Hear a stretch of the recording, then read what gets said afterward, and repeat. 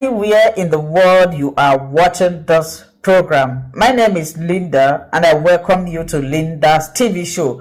If it is your first time and you like what you are seeing, kindly subscribe, put on your notification bell to all notifications.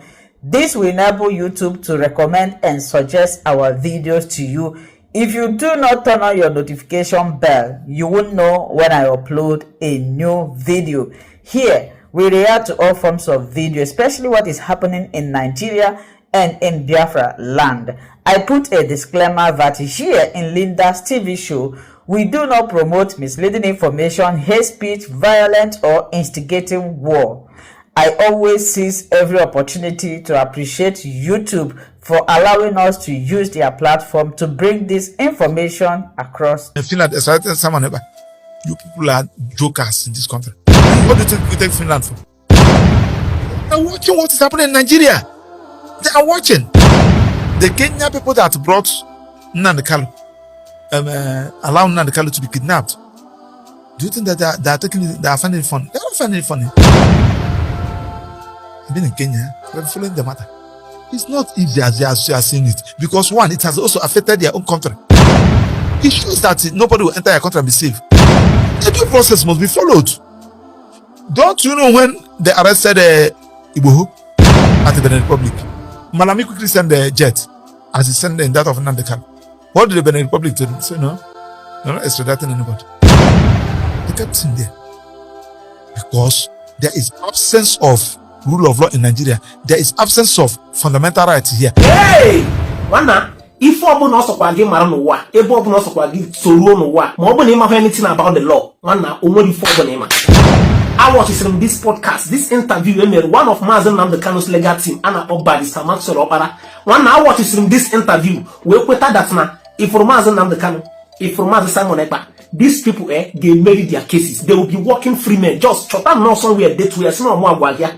They are date to today's date. They are now seeing more guagia. Man, I took it before being in the actually kiss settle on not down, with that table when you make with data. Settle on down, watch this video. You watch your video, if for that Ndibo Rogishi. This thing and all law will exhibit power. Obanema the use of it.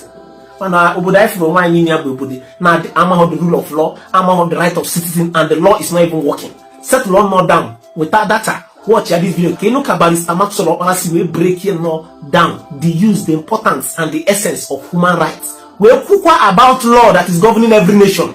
About Simon Ekpa when the news of extraditing him to Nigeria was flying. He said it in this podcast. No, Nigeria. I will say that now Nigeria had the law and they don't even have anyone. About the ongoing trial of Nnamdi Kanu, man, got deep in it. When man, case open at the court, I did see much okunia, and he's among the legal team. I thought of no John who if any nothing now abandoned on this podcast. Settle on no down. Watch this video. I give credit to the Volume Podcast for putting up this video together. I watch this in video, save way on my phone, download way as a personal gift of myself. I thought of me watch this video from beginning to the end. The bottom result my comment section. You watch this I chefna. Jirako gonogo me beren video share. Ndi will need it for this video. A lot of Biafrans need to watch video. Not just that, Nigeria as a nation need to for this video because a lot of message, a lot of lecture then at this video. You now watch video. Chota no pen na paper. He now jot down some points. You need the market. Watch this video. I'll be right back. The build up to the situation where we're having facing legal proceedings now, and I'm taking you way back into the era of his broadcast, era of his dissemination of certain kind of information, which is classified as a breach of national security. Do you think it violated the rights of the country, a country like Nigeria, with the kind and choice of words he used in expressing his opinions, his views, and well, one would say his rights?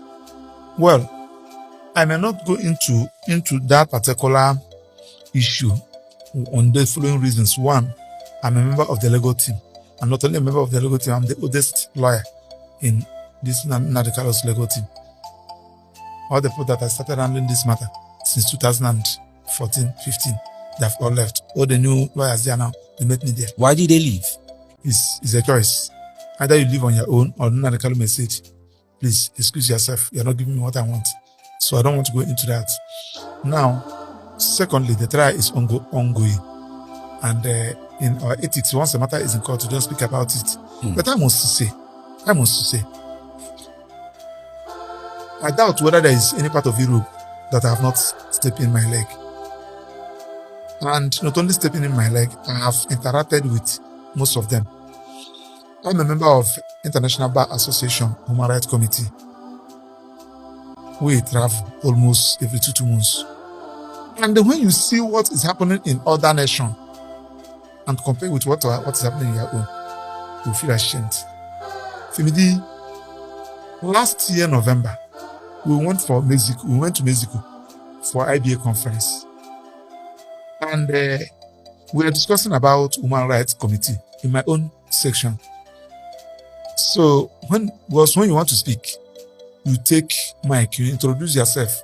And fortunately for me, I was happy. The Fabemi SAN, the Attorney General, was there. The then NBA President Mikeo was there. I think Tambua also was there. I have about some judges were there. Many judges, many SAN, they were there. So when I took on the mic, I introduced myself, which country I mentioned Nigeria, you see reaction. You see how people are making jest of us. So I felt somehow as a Nigerian. I said, okay, I have to control myself. I asked my question. And I used that opportunity to ask IBA. IBA should help Nigerians. Can't we as a body of lawyers in the whole world, formulate a policy, go to UN, go to everywhere. If you are in your own country, there is absolute absence of medical, health, education, amenities, absence of human rights, you will be restricted from traveling out of your country. Or better still, all these countries, the Europe, the UK, the US, will stop giving you visa, especially medical tourism. Can't we do it in that way? I was bold enough to mention the immediate past president and the current president, President Tinubu. I use them as a case study. I say, I can't see the reason why. Do you mean about their medical leave? Yes, because if you're a president, and you are doing well, and you have a functional healthcare, as you let them to understand, if you are sick, you should. Have you seen Trump going outside America, coming to Nigeria to take medical treatment? No, but you go to France. So I presented it. Now, back to what we are talking about, so that I don't defeat. Human rights is one of the things that will project you. Human rights is one as a country. Let me just give Simon Eba. Okay, that's a good example. I was going to go there. As an instance, I went to Finland by March last year. I finished my program in Paris. I went to Finland. I went to understand their own judicial system. And I was made to understand that Finland is the only country in Europe that doesn't have bilateral agreement with any other country. What am I trying to say? So when they say that Finland are going to extradite Nnamdi, I look at them and laugh. But Finland is part of EU, and I presume when you're part of a body, you're subject to some of the laws and regulations around that body. That will not stop you from being a sovereign state. You are still a sovereign state. You know what is good for you. And as a matter of fact, international law is what I research on it in my PhD. Okay, but I still want you to finish your point about Finland and their laws and why they will not extradite Simon Ekpa. So that's where I'm coming. So in the course of my research during my PhD, I discovered that extradition is a very serious law. And one of the things they consider, you are a number one Boko Haram known in Nigeria. You have destroyed life. You have destroyed property. Now you have run into a particular country. Let me just use Kenya as an instance. And you are caught there as a fugitive. The extradition law said Kenya people will now apply, the country, assuming that you're in Nigeria, you apply to Kenya, telling them that this particular person, Mr. A, is a terrorist. We are looking for him. Now, Kenya now the law said upon receiving your application, Yes. they will arrest the fugitive, and they took the fugitive. I take the fugitive to their own court that with jurisdiction. Example, if it's Nigeria Federal High Court. Now you attach the investigation report in that application. You attach the charge you have preferred for the person. You attach everything, evidence. But if that is the scenario, I'm coming. I'm just thinking of Interpol also being involved. And I'm coming. Yes. So they're working together. Because remember that it's Interpol that will still come and pick the person. Mm-hmm. So when you now attach all these documents, the law said, extradition law said, upon seeing all these things with your evidence, they will now approach court. The court will now ask the person, fair hearing. This, you committed this offense. Tell us the reason why we should not take you to your country or to the country in question for you to go and face a trial. After hearing from you, the next step is, one, to check that country whether there is human rights there. I thank God that you brought in this issue, and I believe that our leaders will hear it. They will check the level of human rights there.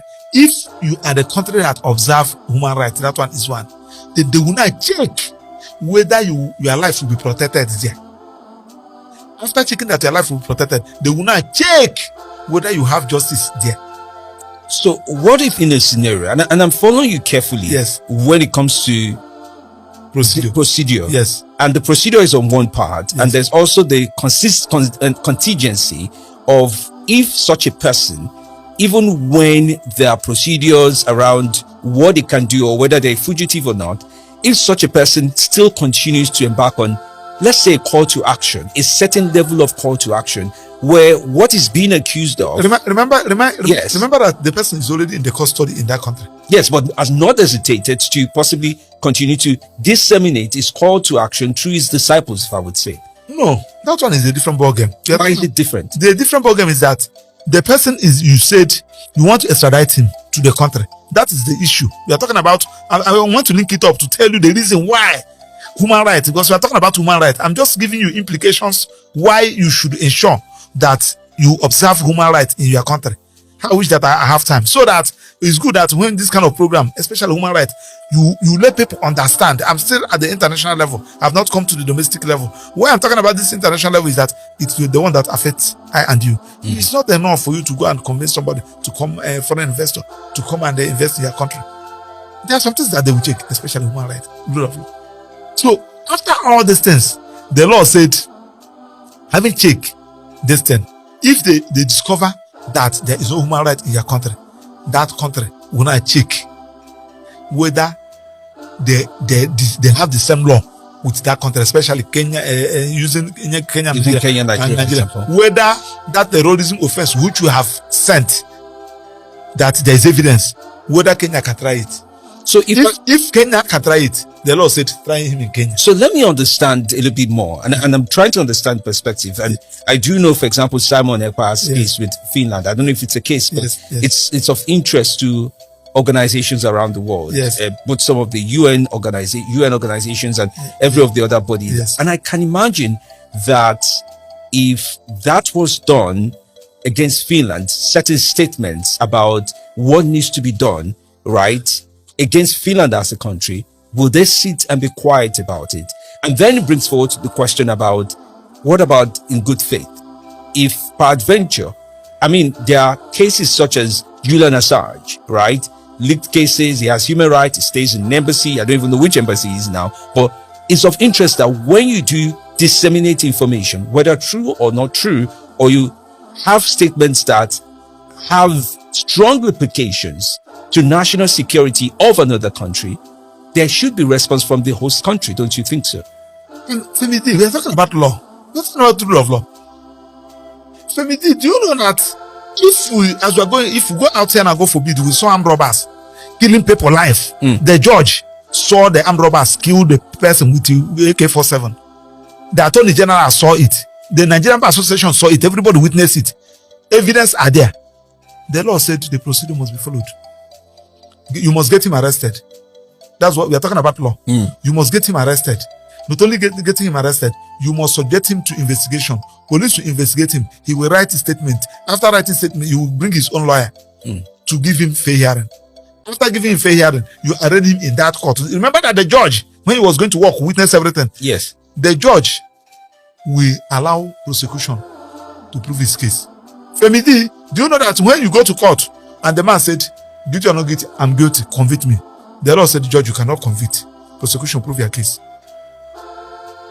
I don't know whether you're getting what I'm saying. I do follow you. The law will say, prosecution, prove your case.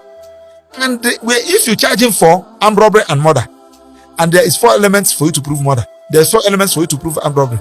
If you prove 3.5, if you do not prove the other half, you'll be set free. Remember that has accepted, he has pleaded guilty. Court will say, prove your case. And where he failed to prove all those elements, court will change that his guilty to no guilty. So despite the fact that the person on trial says, I am guilty, you prove it. The prosecution has to prove it. You must prove it. And if they can't prove it completely, the judge will rule against it. Convert that his guilty to non-guilty and discharge him. It brings me forward to the question of some of the arrests in the country as we have it going on, including Nnamdi Kanu, which you one of do you know why I'm giving you this instance? Yes. Do you know why I don't want to bring Nnamdi Kanu's own? Because it's on trial. But I'm giving you a scenario that is related to that. Oh yes, I understand the scenario game, and I do believe the others are following through. So people want someone to come down here and face his trial. That's what people. That's majority. That is the question. Now, tell me the reason why Finland refused. The woman who was the ambassador of Finland that time, when they met him, he said Nigeria should do their own. Nigeria should. Nobody is happy. I'm living in Nigeria here as an ambassador of a Finnish government to this place. But Nigeria should do their own. What is their own? The first time they took Nnamdi Kanu to court in their own, Nnamdi Kanu brought only 2 judgments. Look at the 2 judgments. Court ordered that Simon Ekpa brought the 2 judgments. Only 2 judgments. Show the court. Look at the 2 judgments given by the court in Nigeria, asking that they should release Nnamdi Kanu. They refuse. So, these are the countries that are civilized, and that is what is making me to be. So there's a mountain of evidence. And this evidence, and I do say, because I'm just following through with some of, and I know it's an ongoing case, so there's a limit to how we could put perspective to it. Yes. But for the purpose of understanding how things are so far, last week it was about the fact that, he said certain words during the broadcast. And I just want to talk about the broadcast because now the broadcast is being brought into court. But let's talk about the broadcast, which is the Radio Biafra and all those kind of conversations that were held. And I'm taking, because it's a case, the federal government versus Nnamdi Kanu. Yes. Well, I'm just thinking about Nigerians. Now, Nnamdi Kanu's perspective on Nigerians. Nnamdi's perspective on the concept of, the Southeast Bloc pretty much standing in its own, and his method of administering what some of his followers should do. And this is completely out of the court case because it's a federal government versus that. So we're treating about Nnamdi Kanu, Nigerians, and his method of, saying, do this, do that. We are still talking about the same thing. This is our own country. My friend, I think I left here last night. I left here around after 11. In this hotel there. My friend came in from Canada and he's traveling tomorrow. He said that I must come today. And that night, I said today I won't have. He said I should come. He said I should come to Canada. I said I will be in Canada. We are having IBA in Toronto. I will be there. But I won't stay more than 2 weeks. The point I'm trying to make is that when I'm traveling outside, my body will be telling me that Maswe don't belong here.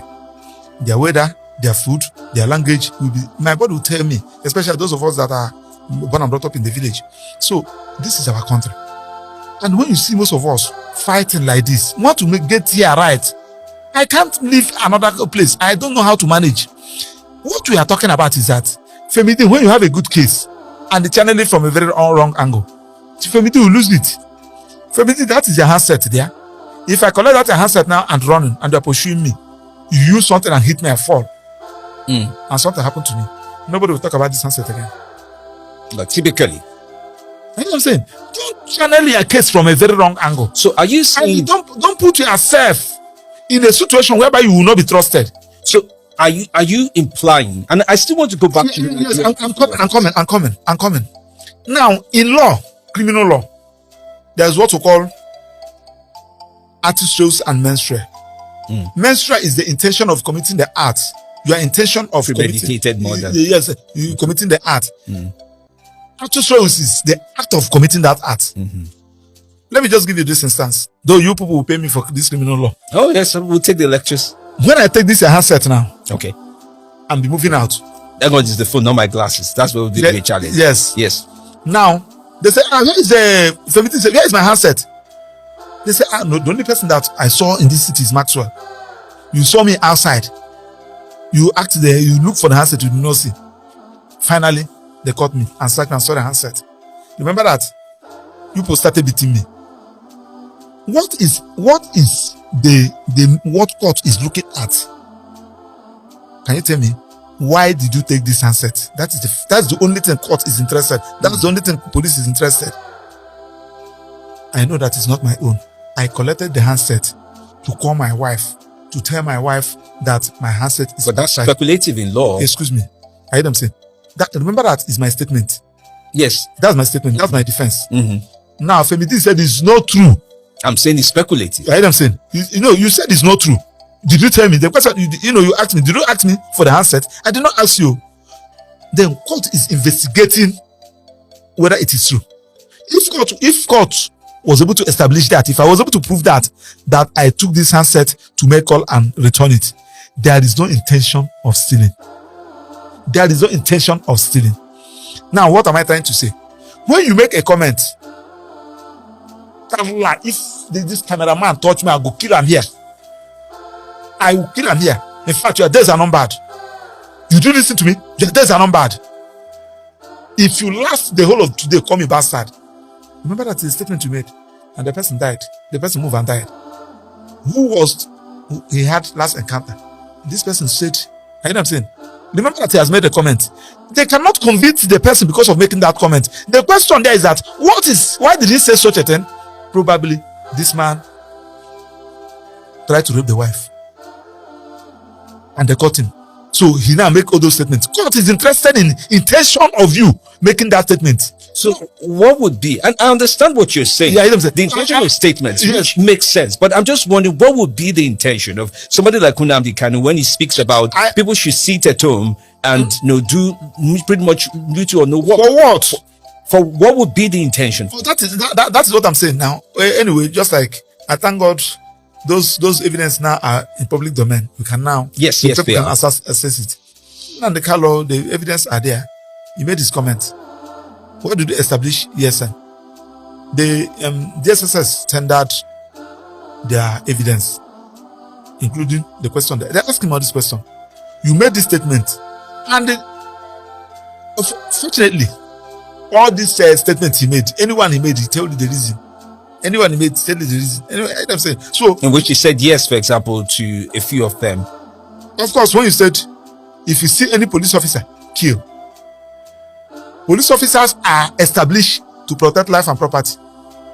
Police stations are established to protect life and property. Any police officer you see that is using the gun government give him to kill innocent citizens, don't allow them to kill you first. Collect it and kill them first. Any police station you see that they are there killing innocent persons, burn it down. That means he's made himself a judge on what should apply. We are still talking about the same thing. Now, the question there is that what is their intention of saying that? The question, has there been extrajudicial killing that made you to say such a thing? The question there is that when you see any army that is trying to kill you, was there anything? Is there Operation Python Dance? Was there people, about 38 persons, killed for no just for something made somebody to say something? You establish ESN. What is the meaning of ESN? Eastern Security Network. And their agenda, their mode, their whatever thing, the intention of establishing them, you explain it. It is not Biafran army, as most of you explain. This is something the Southeast governor supposed to establish, as H0T has done in the Ondo. Since they are not doing it, we cannot fold our hands, saying that we are looking for Biafra, and the people that we say that we are fighting for are dying. We have to establish it, and we are taking the law, we are taking a bill to the various state house of assembly, believing that they will enact it. But their own is to go to the bush. And then also people were killed, raped, women cannot go to farm. So just like you said, I mean, those are some of the things in public domain. Yes. And there's debates about how it was done, why it was done, who commanded it to be done. Yes. But it's the part about the human rights of people in, for example, in the Southeast, when they do say, we want to go to market, we want to go to school, we want to do our daily biddings for a typical Monday. Do you think some of those statements that kind of instruct to say, if you see anybody moving on this our restricted day or on this assumed restricted day, that such a person should be dealt with? Do you think the human rights of those who wanted to move and then were dealt with was violated? That's where violation of right comes in, which he never said. That's where his own is quite different from that of. You're saying he never asked for people who violate the sit-at-home order. Sit at home. Sit at home. It's a voluntary decision. As I speak to you, on Monday, some people go to market, some people don't go. So when you do say it's voluntary, for those who are scared and for those who did not do what they wanted to do. That's what I'm saying. Now, you see, when you believe in a cause, there are some people who are members of IPOB, disciples of Nnamdi, that believe that what he's doing is good and we need their support. And now, Nnamdi, just like as a person, cannot be everywhere. He lives in London. And he said, now that they have killed, like now, somebody issued press this the 30th of May. They are going to observe sit at home for those who died during the war and in the course of struggle. Now, and you see that this thing is for and against. Some people may not belong to believe in what Nnamdi is doing. That does not mean that he don't have supporters. But for me, what I'm trying to say is that a good government, for me, I don't know whether you have thought about this thing, that a non-state actor will give order. By omission or commission, people will obey. And you give counter order, nobody will obey. I don't know whether you're getting one. Oh, yes, that's continued to be on top of my mind. Yes. That means it's quite influential, if I would say, the non-state actor. Inflation is failure of leadership. Femidi, in your house, put bread geisha. But some would also say it's a call to break law and order. No, sir. Why not? It is a failure in the leadership. Who is Nnamdi Kanu? Nnamdi Kanu just came. And an average Igbo man felt that he has lost. Nobody is speaking for us. As Nnamdi Kanu came, an Igbo man now embraced him. This one that is talking for us, let us support him. That is just it. My father used to, when he was alive, he said, we put evening mass because morning mass was not complete. If everybody come in that morning mass and we do so, there should no reason for evening mass. And when you call yourself a governor, you say that when they release Nnamdi Kanu, you will have inflation.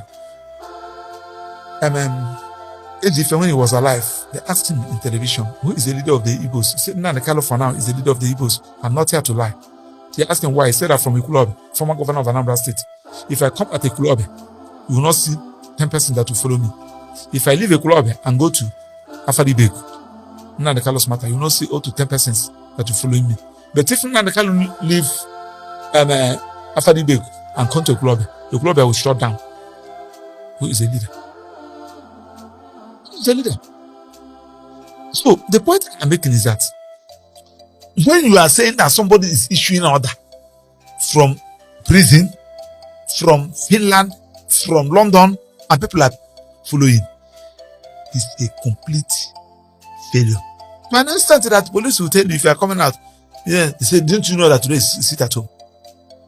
A police officer, compliant, banks, schools, and it could be out of fear. That is what I'm saying. Which means you are incapable. So that means they fear the leadership of whoever is speaking. That's what that implies. Which means that is not state actor now. That's not state actor. Yes, they fear him enough to know that he could harm them. Which means the non-state actor you have subjected to the government of that non-state actor. You have subjected your government to him. If he will say yes, and the people will believe, and you say no, people will not believe you. And should that be so? Because if a government were to, in quote now, and this is just simulating examples, to subject itself to the authority of a non-state actor, and this is just a statement, not a fact now, were to subject themselves to the authority of a non-state actor, one would then wonder about the fact that, is that not almost the same thing that what would we describe as terrorism? When you take over the territory, the authority, and all those kind of measures that a government normally takes on, and you take it on, is that not terrorism? Because I do know, for example, Nnamdi Kanu is facing a 10 pounds charge on terrorism and felony. I have told you, I don't want us to be dragging into issue because this matter is in court. But I'm just giving you analysis. Yes, I'm following your analysis, and I'm trying to be educated. I don't want to use. So terrorism in this case would be what? No, I don't want to go into that. This matter is in court, and as a lawyer, because I came here to talk about human rights. Yes, as a lawyer, I know why you are using this one. Try to balance it, and why I cannot go into deep. Well, that's why I'm using other instances. Please share an instance that helps me understand terrorism in this case. Now, terrorism is a crime with its own element of terrorism. How to prove? Remember that. Let me just, so that I want to bring it down to people. If you see a woman now, you grab the woman, you tore his clothes, tore his bra, you know what I'm saying? You drag with her, you suppress her, you ejaculate in her laps, and you are arrested, and they prefer a charge of rape against you.